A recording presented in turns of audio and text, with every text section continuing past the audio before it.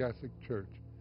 It was announced by Blessed Pope John the 23rd in 1959, much to the surprise of the whole world. It brought together the 2,500 Catholic bishops of that day.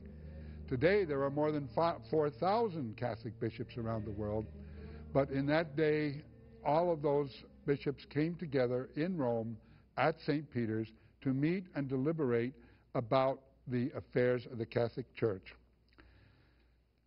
A lot of people then and some since have wondered, why did Pope John the 23rd call the council in the first place? Why was there a council? There was no particular crisis in the Catholic Church at that time. The Catholic Church seemed to be sound and flourishing and very stable, with a large number of believers who practiced.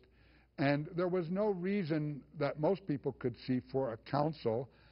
In the past, councils, ecumenical councils of the church had been called for some kind of a crisis situation, and nobody could see that there was a particular crisis in the Catholic Church.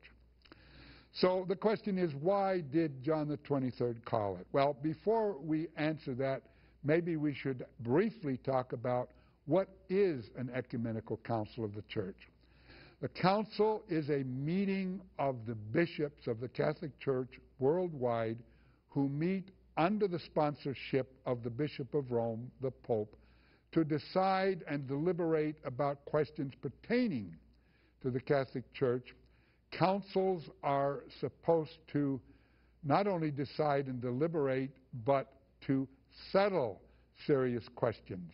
When we look at history and we see the first council of the Catholic Church, this was the famous Council of Nicaea in the year 325 A.D.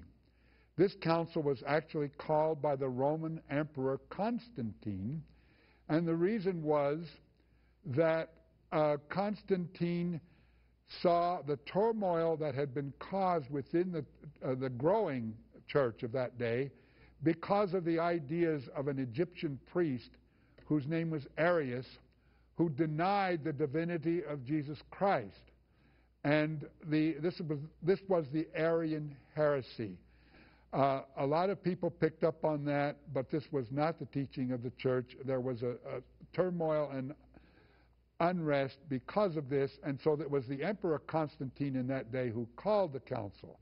Now, you should know that the Bishop of Rome, Pope Sylvester I, who was an old man at that time, did not go to Nicaea, a city in Asia Minor near Constantinople, where the council met. He sent two legates or representatives to represent him, and he ratified the decisions of the Council of Nicaea after the fact.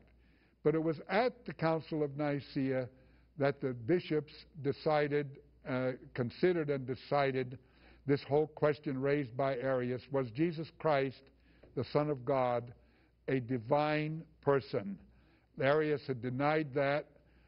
The bishops deliberated about this, debated it, and decided that Jesus Christ, as the Gospels in various places do say, was indeed a divine person. The Son of God was part of a trinity of persons in the Godhead.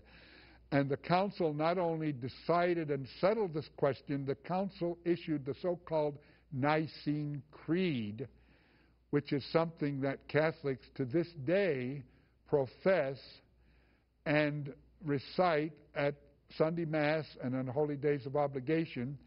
It's virtually the same creed that was issued by that Council of Nicaea. So the church began with this idea of having the bishops come together to decide these important questions. Since Nicaea in 325 A.D., there have been 20 additional councils. Before Vatican II, the most recent council was the First Vatican Council, which was also held in Rome in 1870. The authentic official doctrinal decisions of an ecumenical council ratified by the Pope are believed by the Catholic Church to enjoy the guarantee of the Holy Spirit as to the truth of what is taught.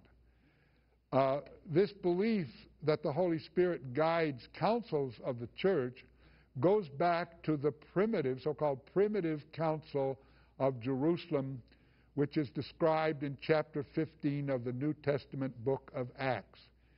In that book of Acts, you will find that Peter and the other apostles got together. They decided whether the dietary laws of Judaism, Peter and all the apostles, as was Jesus himself, were of course all Jews operating under the law of Moses.